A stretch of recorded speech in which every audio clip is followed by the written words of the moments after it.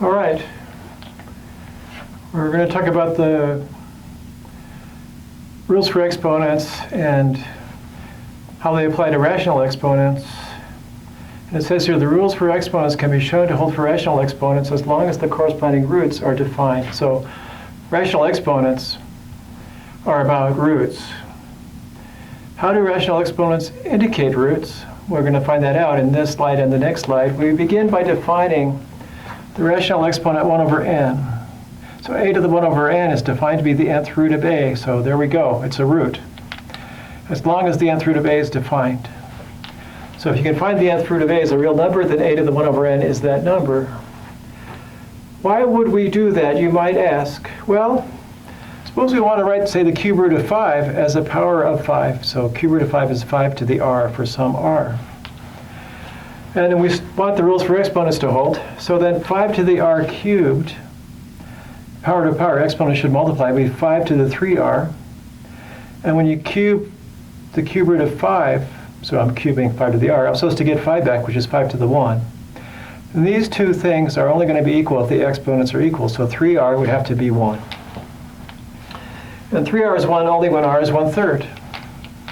So it makes sense that the cube root of 5 is 5 to the 1/3. And in general, by the same argument, the nth root of 5 should be 5 to the 1 over n.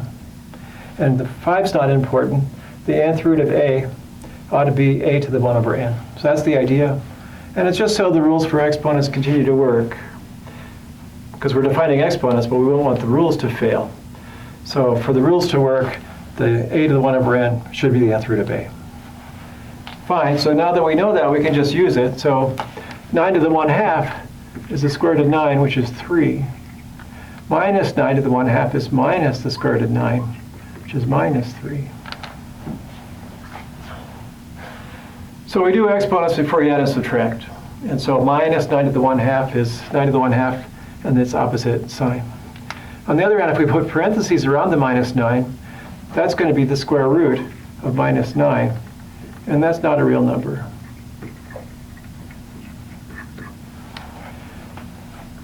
Okay, what about 1/3? So 1/3 should be a cube root.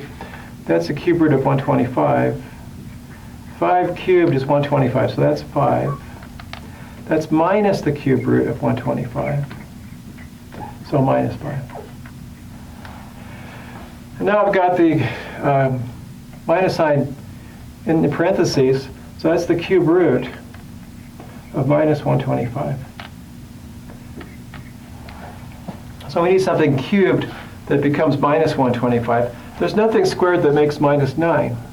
But minus 5, when cubed, makes minus 125. So the cube root of that is minus 5. All right. And then I've got the cube root of 1/8. Looking for things that cube to be 1/8. That's 1/2. Now we could illustrate how the rules for exponents might work. This is a over b to some power, so that should be a to the power over b to the power. 1 to the 1/3 is 1. And, well, I'll write it as the cube root of 1, just so we know what we're doing. Cube root of 1 is 1, the cube root of 8 is 2. So I get the same answer I got here, just knowing that 1/2 cubed is 1/8, by just more or less distributing this power on the 1 and the 8, using the rules for exponents. So we now know how to use 1 over n as an exponent. It's the nth root. We can apply it to some examples over here, but we haven't quite gotten to the place where we can use any rational number for an exponent.